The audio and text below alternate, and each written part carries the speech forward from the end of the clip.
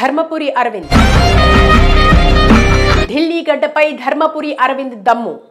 ప్రాణం కంటే ఎక్కువ ప్రేమించిన పార్టీ కోసం ప్రధాని ఆదేశాల్ని శిరసా వహిస్తూ కేంద్ర బీజేపీ పార్టీకి వీర సైనికుడిలాగా పోరాడుతూ 27 సంవత్సరాల తర్వాత హస్తిన రాజ్యంలో కమలం వికసించడంలో కీలక పాత్ర పోషించాడు. తెలుగు నేల ముద్దుబిడ్డ, తెలంగాణ ఆణిముత్యం, young and dynamic leader, Nizamabad MP Dharmapuri Arvind. దాదాపుగా దశాబ్దం నుండి సామాన్యుణ్ణి అంటూ చెప్పుకుంటున్న అరవింద్ కేజ్రీవాల్ లిక్కర్ మరకలను, అవినీతి పరుల్ని చీపురుతో ఊడ్చిపడేయడంలో కీలక పాత్ర పోషించారు ధర్మపురి అరవింద్.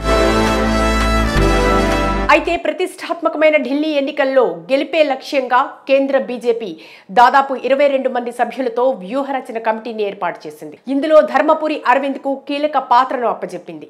అది కూడా ఆప్లో కీలక నేత అయిన డిప్యూటీ సీఎం మనీష్ సిసోడియా సొంత నియోజకవర్గం జంగ్పురాతో పాటు 10 ఏళ్లుగా ఆప్ గెలుస్తున్న ఆర్కేపురం, ఈ 2 స్థానాల్లో తనకు కేటాయించిన ఎన్నికల ప్రచార పర్వాన్ని వ్యూహరచనతో సమర్థవంతంగా అమలు పరుస్తూ ఢిల్లీలో నివసిస్తున్న తెలుగు ప్రజల్లో మార్పు తీసుకువస్తూ తెలుగు ఓటర్ల మనసు గెలుచుకున్నారు.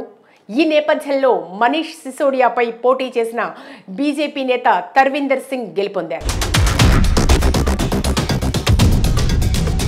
ఆర్కేపురం నియోజకవర్గంలో బీజేపీ నేత అనిల్ శర్మ గెలుపొందారు. ఈ 2 స్థానాల గెలుపులో ధర్మపురి అరవింద్ విశేషంగా కృషి చేస్తూ స్థానిక ఓటర్లను ఆకట్టుకోవడంలో సంపూర్ణ విజయం సాధించగలిగారు.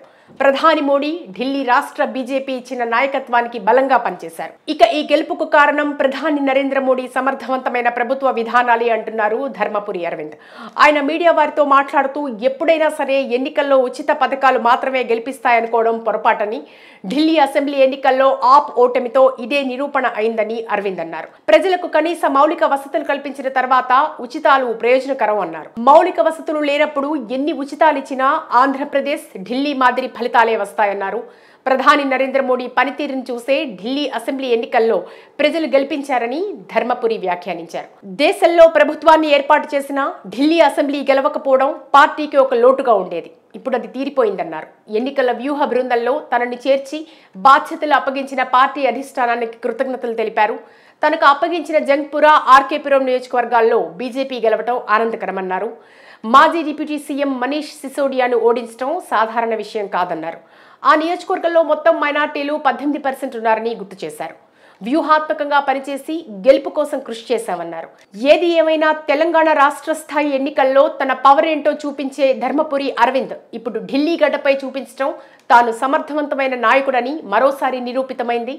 రాబోయే రోజుల్లో కేంద్ర స్థాయిలో కీలక బాధ్యతలు అప్పజెప్పినా అన్నిటినీ సమర్థవంతంగా నెరవేర్చగలరని కేంద్ర బీజేపీకి నమ్మకాన్నిచ్చారు ధర్మపురి అరవింద్.